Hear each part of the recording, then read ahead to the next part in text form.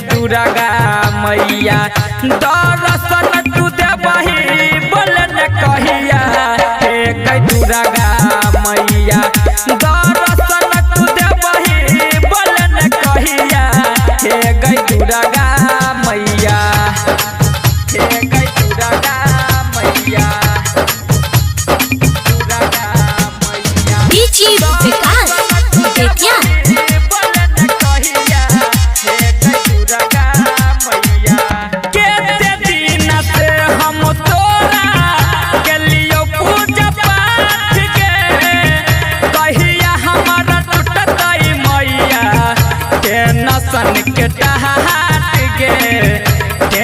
सन के टाट गे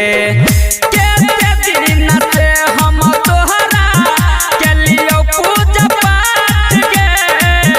कहिया हमारा टूटतई मैया के नसन के टाट गे के नसन के टाट गे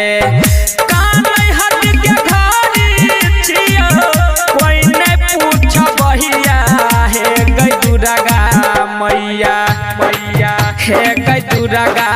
मैया दर्शन तू देबही बोल न कहिया हे गई दुर्गा मैया दर्शन तू देबही बोल न कहिया हे गई दुर्गा मैया हे गई दुर्गा मैया दुर्गा मैया डीजे विकास बेतिया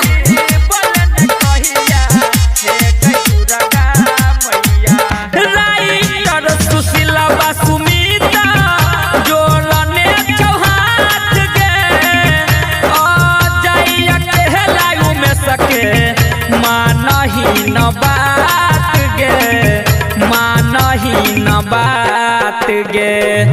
राइटर सुशीला बाई अमर जी जोरने चौहान गे अजय कहलायु में सके मानही न बात गे मानही न बात गे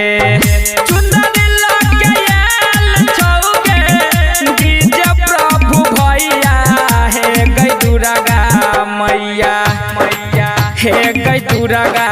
मैया दर्शन तू देबही बोल न कहिया हे गई दुर्गा मैया दर्शन तू देबही बोल न कहिया हे गई दुर्गा मैया हे गई दुर्गा मैया।